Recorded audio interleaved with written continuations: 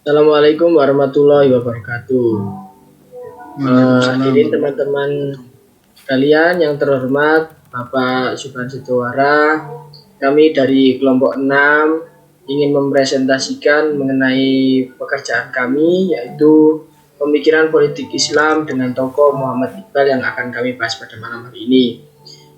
Di sini ada saya Maulana Syukur Alamsyah, Foreign View Handrian Pradana, Fairul Citsar, Leoni Putri, Dato Awaludin Abian, dan Delviano Renaldi. Untuk teman-teman yang sedang menyaksikan video ini, mohon disimak baik-baik dan untuk hal-hal yang penting silakan dicatat. Next.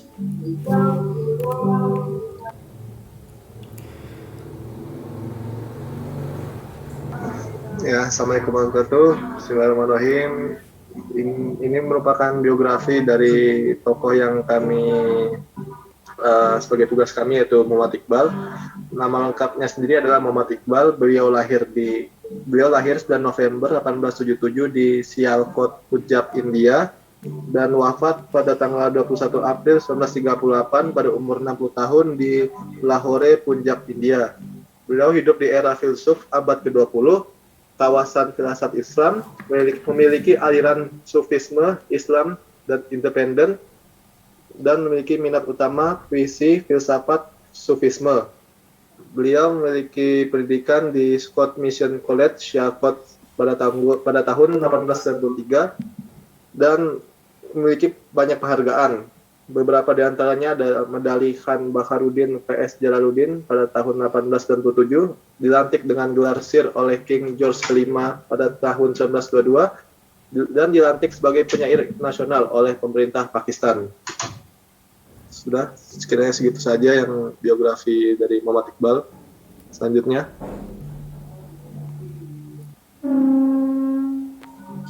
Ya, di sini saya akan menjelaskan mengenai spiritual demokrasi.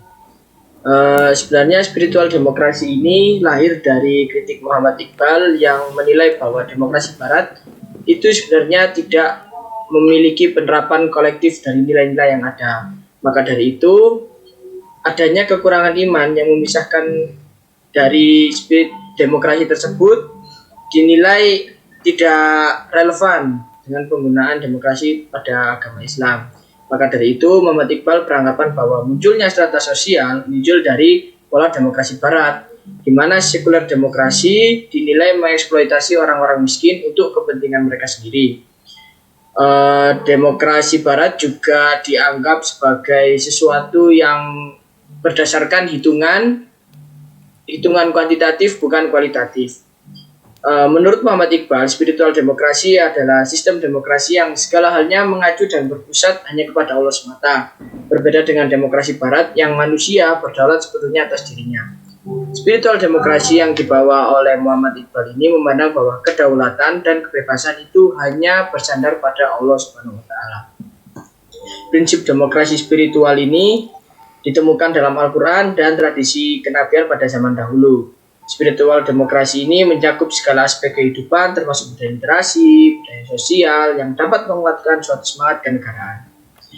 Menurut Muhammad Iqbal sendiri terdapat rasa kemanusiaan yang perlu ada dalam demokrasi, yaitu yang pertama adalah analisa spiritual, analisa yang berdasarkan terhadap agama pada dunia.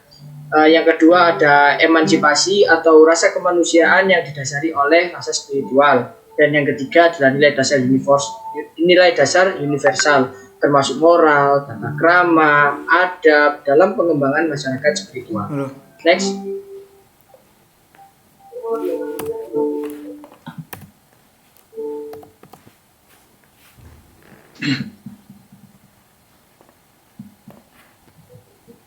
Ini yang saya jelaskan tadi mengenai nilai dasar universal, emansipasi, dan analisa spiritual.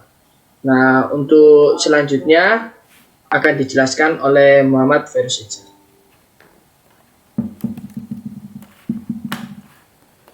Baik,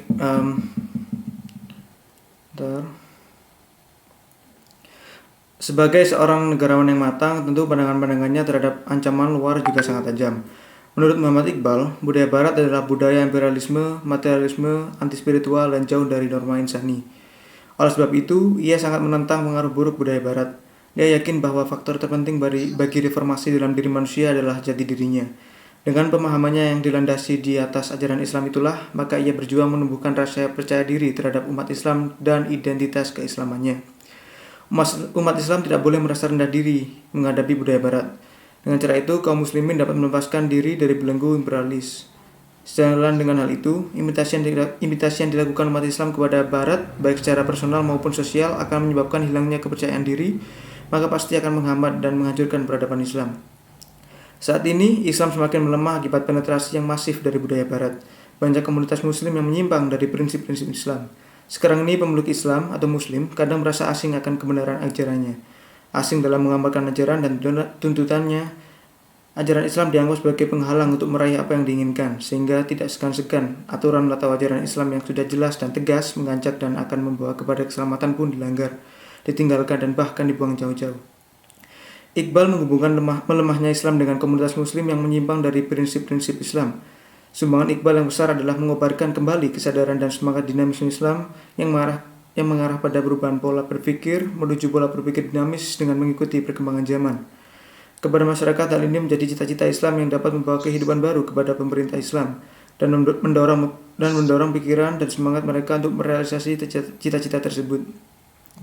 Nasihatnya agar tiap Muslim memperhatikan dirinya, memperkuat serta membangun diri kembali sehingga bangsa Muslim dapat saling berhubungan seperti Liga Bangsa-Bangsa. Hal itu akan terwujud melalui pemahaman Islam yang penuh dengan cita-cita persamaan, persaudaraan, setia kawan, dan hukum syariat, sehingga bangsa Muslim dapat menghindarkan diri dari jebakan nasionalisme yang memecah. Berikut adalah pandangan Muhammad Iqbal tentang budaya Barat dan kaitannya pada masa sekarang. Terima kasih.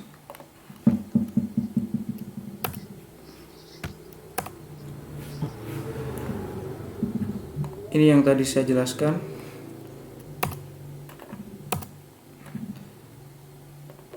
Nah, saya kira itu saja dari kelompok kami, kelompok 6. Terima kasih sudah menyaksikan. Mungkin bila ada pertanyaan bisa langsung ditanyakan. Sekian dari kami. Nun wal qalami wa mayasturun. Assalamualaikum warahmatullahi wabarakatuh.